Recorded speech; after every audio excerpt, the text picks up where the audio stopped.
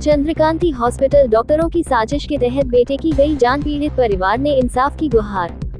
बबीता महेश्वरी गुदरबाग थाना प्रेम नगर वरिष्ठ पुलिस अधीक्षक कार्यालय पहुंचकर लिखित शिकायती पत्र देकर इंसाफ की मांग की है। आपको बताते चले कि पति के खिलाफ पार्टी के इशारे पर पूर्व नियोजित षड्यंत्रों द्वारा विद्युतीय साजिश पूर्वक अमानवीय क्रूरता, बर्बरता, पशुतुल्य, खौफनाक, दर्दनाक, मर्मांतक, विमतीय पीड़ाओं के द्वारा मानसिक शारीरिक उत्पीड़न के साथ का घन हरण करके बेटे कार्तिक माहेश्वरी की डॉक्टरों कंपाउंडरों के द्वारा विमतीय साजिशन हत्या का अपराध दोषियों पर पंजीकृत करने की अधिकारियों से लगाई गुहार।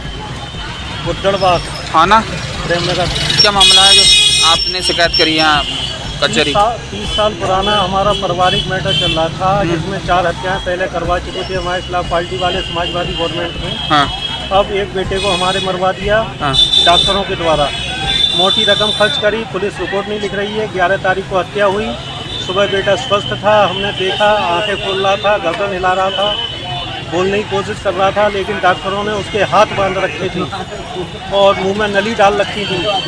और जब नली डाली गई थी रात के समय 9 तारीख चंद्रकांति हॉस्पिटल बरेली राजन नगर में, तब भी जबरदस्त ब्लडिंग के साथ, नली भी अच्छी तरह से नहीं डाली, उसको ऐसे पशु की तरह उसके मुंह में और नाक में नली ठूसी, जिससे उसको जबरदस्त ब्लडिंग हुई।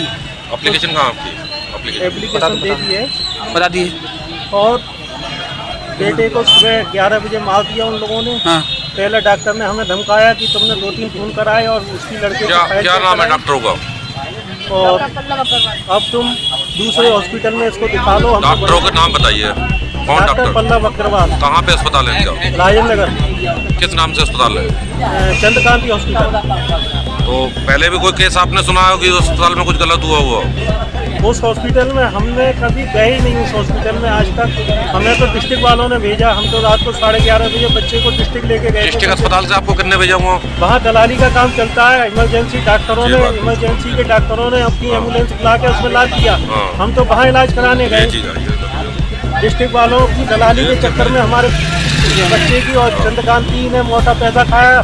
डॉक्टर पल्लव अग्रवाल ने उसको मार डाला और पुलिस अब हत्या का मुकदमा नहीं लिख रही है।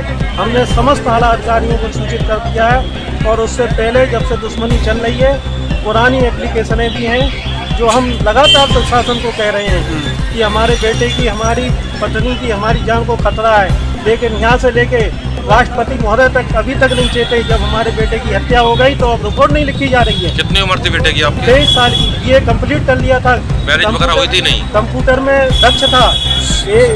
1 साल से शिफ्ट ट्रांसपोर्ट में मैनेजर की शादी वगैरह हुई थी कि नहीं? नहीं, शादी नहीं हुई थी।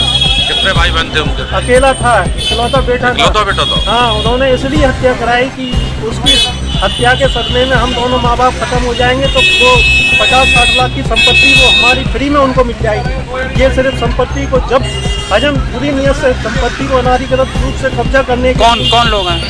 ये दिल्ली के बुलियन व्यापारी नीरज माहेश्वरी और अवधेश माहेश्वरी और एक भट्टा मालिक राकेश सोनी, उसका लड़का उज्जवल सोनी, और एक किराना व्यवसायी है मनोज ओझा, और एक जयप्रकाश ओझा, वो दैनिक जागरण अखबार में है। ये सब लोगों ने अपना संगठन बना रखा है, ये लोग लगे हुए हैं उसमें। तो आप क्या चाहते हैं इस मामले में? हम न्याय चाहते हैं, कानून से हमें न्याय मिले और मुकदमा पंजीकृत हो और अपराधी लोग जेल जाए, ताकि हम हमारी और हमारे पत्नी की हत्या ना कर पाएंगे, ताकि और घटनाओं का पुनरुदय ना हो। कौन सा थाना है? थाना प्रेम नगर। अभी हम प्रेम नगर में गए थे तो इंस्पेक्टर साहब बोले कप्तान साहब से लिखा के लाओ, ऐसे हम मुकदमा नहीं लिखते हैं।